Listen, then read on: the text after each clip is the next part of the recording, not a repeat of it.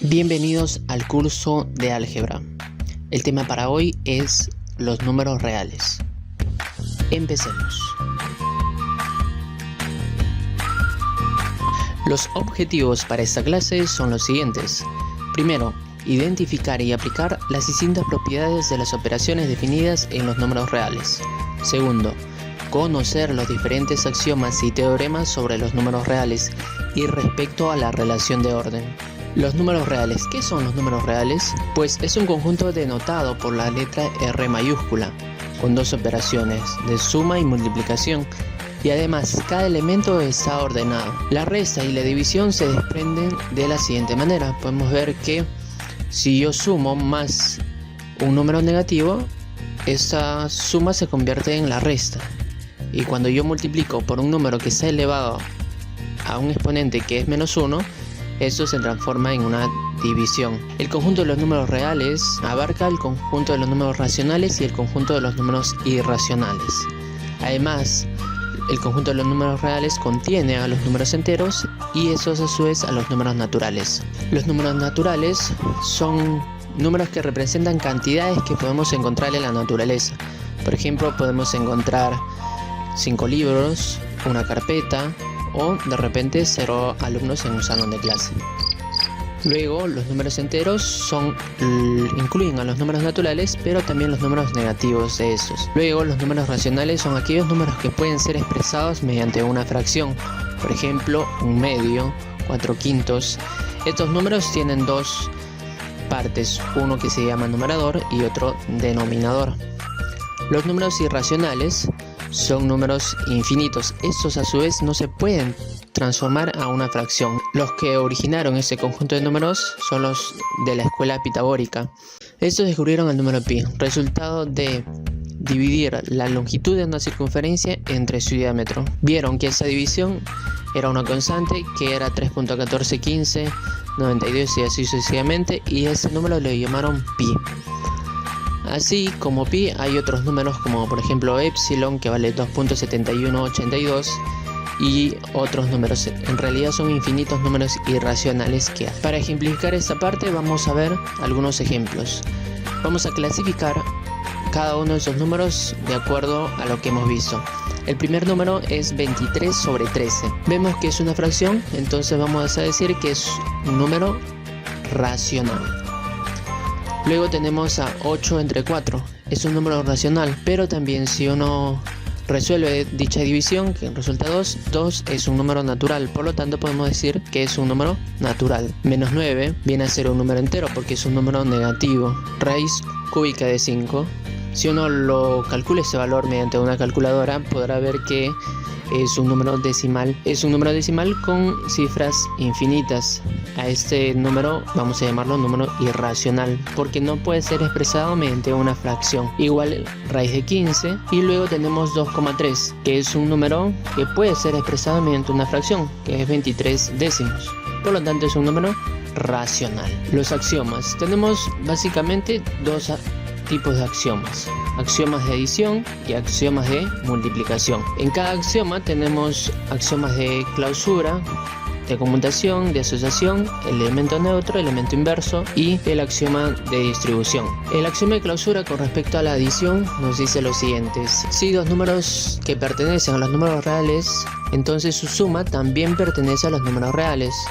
Y para la multiplicación dice lo siguiente: si A y B pertenecen a los números reales, entonces la multiplicación de dichos números también pertenece a los números reales. El axioma de conmutación nos dice lo siguiente: para todo A y B que pertenecen a los números reales, A más B es igual que B más A. Igual que para la multiplicación, A por B es igual que B por A. El orden de los factores o de los sumandos no va a alterar el resultado. El axioma de asociación nos dice que si sumamos, por ejemplo, A más B y luego lo sumamos con C, eso es exactamente de sumar B más C y luego más A. Igual para la multiplicación, si multiplico A por B y luego por C, esto es igual a multiplicar B por C y luego por A. El elemento neutro de la adición es el 0. ¿Por qué? Porque al sumar 0 a cualquier número resulta el mismo número. Y luego tenemos el elemento neutro de la multiplicación. Si uno multiplica por 1 a cualquier número, resulta el mismo número, no cambia su valor.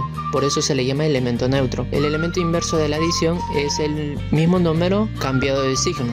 Por ejemplo, el elemento inverso de A vendría a ser menos A. ¿Por qué? Porque al sumar estos dos números resulta 0. El elemento inverso de la multiplicación sería el mismo número elevado a la menos 1. ¿Por qué? Porque al multiplicar ese número con su inverso resulta la unidad, que es el elemento neutro de la multiplicación. Por último tenemos el axioma de distribución, que nos dice que dado tres números que pertenecen a los números reales, entonces si yo sumo b más c y lo multiplico por a, eso es exactamente igual a que multiplicar a por b y sumarlo a por c. Veamos un ejemplo al respecto. En la siguiente operación nos pide hallar el inverso multiplicativo y aditivo. Entonces lo primero que vamos a hacer es sumar esto que está en el paréntesis primero. Para ello homogeneizamos las fracciones, multiplicamos por 3 en el numerador y por 13 en el denominador en esa primera fracción, y en la segunda por 2 en el numerador y por 2 en el denominador, obteniendo fracciones homogéneas. Y así lo podemos sumar fácilmente y tenemos que es 5 sextos. Luego lo multiplicamos por un quinto y cancelamos el 5 del numerador con el 5 del denominador, obteniendo un sexto.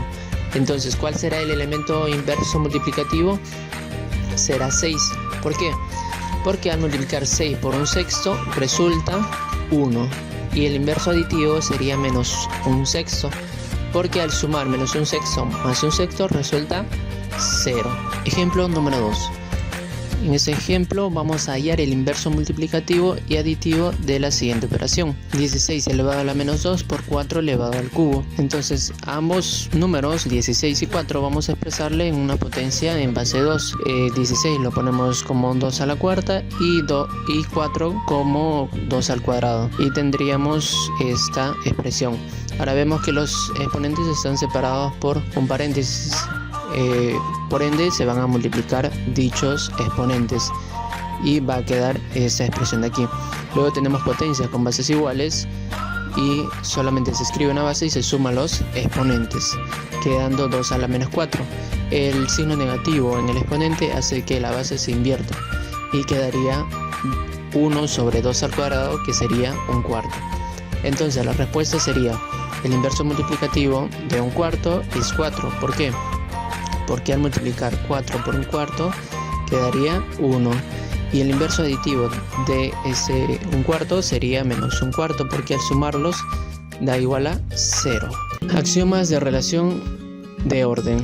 En el conjunto de los números reales se cumplen las siguientes propiedades: la ley de tricotomía y la ley transitiva. La ley de tricotomía nos dice que para cualesquiera de dos números que pertenecen a los números reales solamente pueden haber tres posibilidades: o bien que el primero sea menor al segundo, o que ambos sean iguales, o que el primero sea mayor al segundo. La ley transitiva dice lo siguiente: si A es menor a B y B es menor a C, entonces A también va a ser menor a C. Aquí tenemos un ejemplo que ilustra la ley de tricotomía.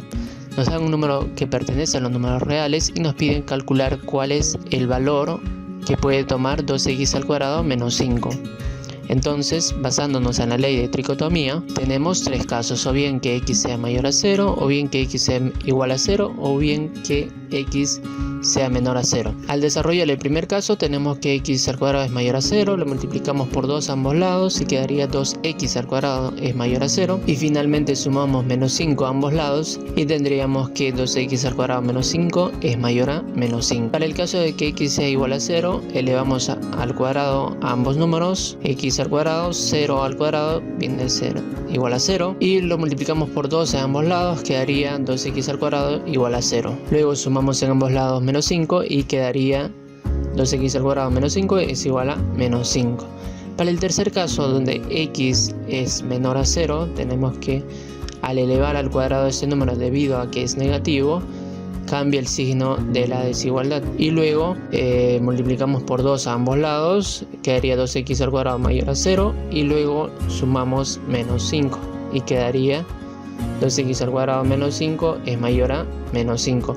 Al intersectar esas tres soluciones, tenemos que la respuesta sería 2x al cuadrado menos 5 siempre va a ser mayor o igual a menos 5. Acá tenemos otro ejemplo, nos dice lo siguiente, que 3x menos 2 entre 5 es mayor a 7 y también 9 menos 8x es menor a 7. Por lo tanto, se puede deducir que 3x menos 2 entre 5 es mayor también a 9 menos 8x, y eso lo ponemos aquí. Luego multiplicamos a ambos lados por 5 y en la primera parte se cancela el 5. Luego se aplica la propiedad distributiva y tendríamos 45 menos 40x. Luego en ambos lados sumamos 40x más 2, no cambia el signo de la desigualdad, en un lado quedaría 43x y en el otro lado quedaría 47. Luego en ambos lados dividimos entre 43, debido a que es un número positivo no cambia el signo de la desigualdad. Finalmente quedaría que x es mayor a 47 sobre 43. Teoremas de relación de orden. Acá tenemos tres teoremas que nos van a servir para los ejercicios. El primer teorema dice lo siguiente: si A es menor a B, entonces para todo C que pertenece a los números reales, si se suma a ambos lados este número, no se altera el signo de desigualdad. El segundo teorema dice lo siguiente: si A es menor a B y C es mayor a 0, por lo tanto al multiplicar a ambos lados la desigualdad no cambia. En el caso de que C sea menor a 0, el signo de la desigualdad se invierte. El tercer teorema dice lo siguiente: si A es mayor a 0, entonces 1 entre A también es mayor a 0. Caso contrario, si A es menor a 0, entonces 1 entre A es menor a 0. En el siguiente ejemplo nos dice lo siguiente: si x está entre menos 2 y 5, nos pide calcular el intervalo de x más 3 entre 2. Entonces se sabe que x es mayor a menos 2 y menor o igual a 5. Por lo tanto, si se suma 3 a cada parte de la desigualdad, no se altera el signo de la desigualdad. Entonces tendríamos en un lado 1, en el otro lado 8 y luego dividimos entre 2 a todo y tendríamos un medio, x más 3 entre 2 menor o igual a 8 entre 2. Por lo tanto, x más 3 entre 2 pertenece al intervalo desde un medio hasta 4, abierto en un medio y cerrado en 4. ¿Qué hemos visto en esta clase? Hemos visto la definición de números reales. Sabemos que este conjunto contiene al conjunto de los números racionales y al conjunto de los números irracionales. A su vez, el conjunto de los números racionales contiene a los números enteros y a los números naturales. También hemos visto los axiomas de adición y multiplicación, que son el axioma de conmutación, de clausura, el elemento neutro, el elemento inverso y el axioma de distribución. También hemos visto propiedades y teoremas de los números reales. El reto matemático explica cómo se obtienen los resultados de las siguientes operaciones. Tu respuesta déjalo en los comentarios. Muchas gracias por su atención. No se olviden de dar like, suscribirse y comentar abajo para ver en qué forma podemos ayudarlos de una mejor manera. Gracias y nos vemos en el siguiente video.